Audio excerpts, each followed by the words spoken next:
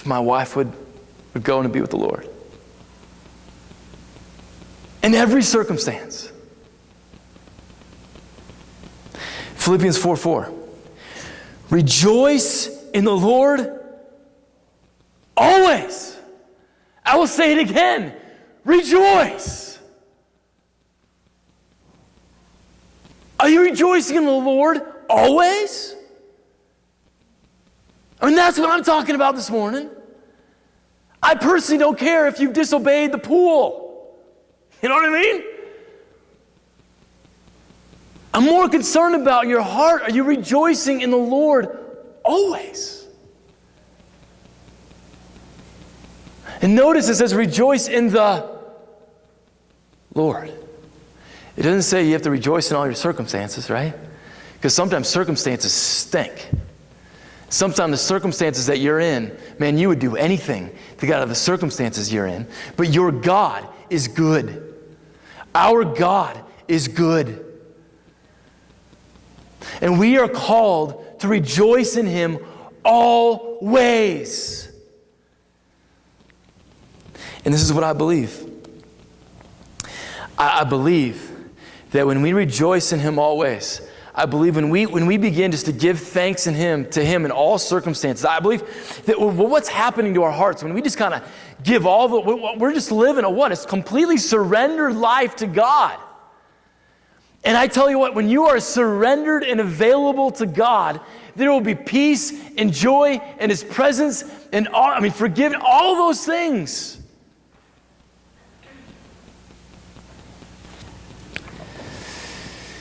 Your obedience or your disobedience communicates something to God. And it's about your relationship. Your obedience or your defiance is about your relationship with God. And let me just talk about these last things. Because we obey those who we respect. Right? I'm in this boot camp right now. So from 6 o'clock to 7 o'clock, Monday, Wednesday, Friday, this boot camp instructor tells me what to do. And all the time I'm like, why do I have to do what she says to do? Why do I continue to do push-ups when I don't want to do any more push-ups? Why do I continue to run when I'm absolutely exhausted? I respect the person. So I'm going to do what they say. We obey those who respect. So if we're not obeying God, what does that say? Do you respect Him or not? Your obedience or defiance communicates something. Number 2, we obey those who we trust. We obey those who we trust. So we were in Eagle River, Wisconsin on our little time away. And Micah, my 5-year-old son, is in the water, and he's with Hannah and Paige. It's at the end of the day. This place where we are, there's sand, and I wanted to get the kids up and get some dinner, but I didn't want them to walk through the sand. So I told all the kids, I said, hey, take the ladder to get up on the dock and get up and then get up so that you don't have sand all over yourself, right? And all of your feet and all those things, and drag that in the house. And so Hannah and Paige, they do it. They go right up the ladder. Micah just stands there. I mean, I'm like, hey, Micah, can you go to the ladder? He starts walking towards the beach.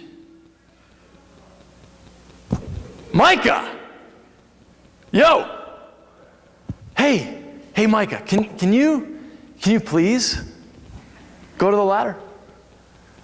And then he just stands there. What do you do as a parent, right? Do you just let it go? Do you throw down the hammer? Micah, this really isn't. And then, as a parent, you're like, why did I make up this rule? Right? I mean, aren't you? Have you ever been there as a parent? You're like, why did I? Micah, and then you say this, one of the stupidest things you could say. Micah, if you don't come to the ladder, and then you lay down the consequence, right? You're going to have to go to bed right after dinner. You as a parent, you don't want them to go after bed. You don't want them to go to bed, right? Isn't that weird as a parent? You make consequences that you have to live in, okay? Woo-hoo, don't do that, okay? Or try not to do that. But I did it. So Micah, I mean, now there's like, yeah, obey me, son, right? Like all these things are coming up. I'm like, Micah, just get to the ladder. Save yourself. It's true. Save yourself. And he just stands there. I'm dead serious. And then I'm like, all right, calm down. Count to 10. 1, 2. Yeah. And, okay. I'm like, Micah, why don't you want to come to the ladder? He's like, well, Daddy, there's seaweed by the ladder, and I'm scared. Oh, he looks at you.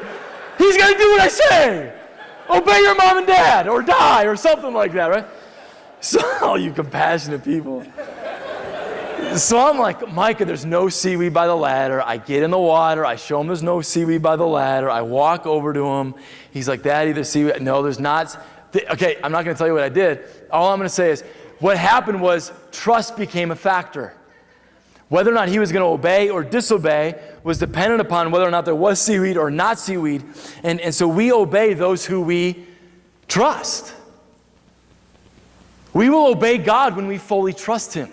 When we fully trust that his way is the best way.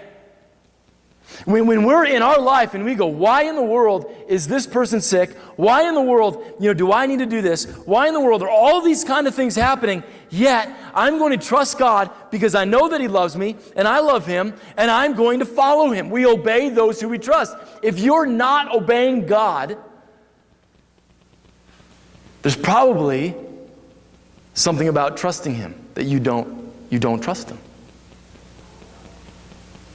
See, don't quickly go after the behavior. Think about your heart. Finally, this hit me last night. This is not in your notes, so this is what I'm saying. It's not going to be up there. Number 3, we obey those who we love.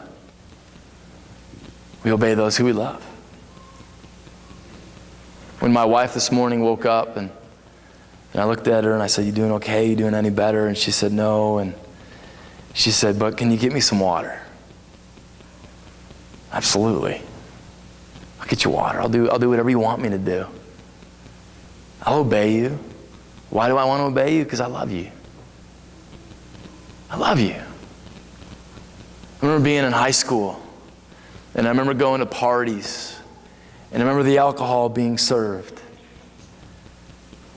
And I remember this position of like, do I drink or do I not drink? And I'll just be flat out honest with you. It wasn't my relationship with God is why I didn't drink. It's because of my relationship with my dad. I love my dad. I love my mom. So I didn't drink. Just pass it on by. Why? Because I respected him. I trusted him. I loved him. Same is true in our relationship with God. We obey those who we love.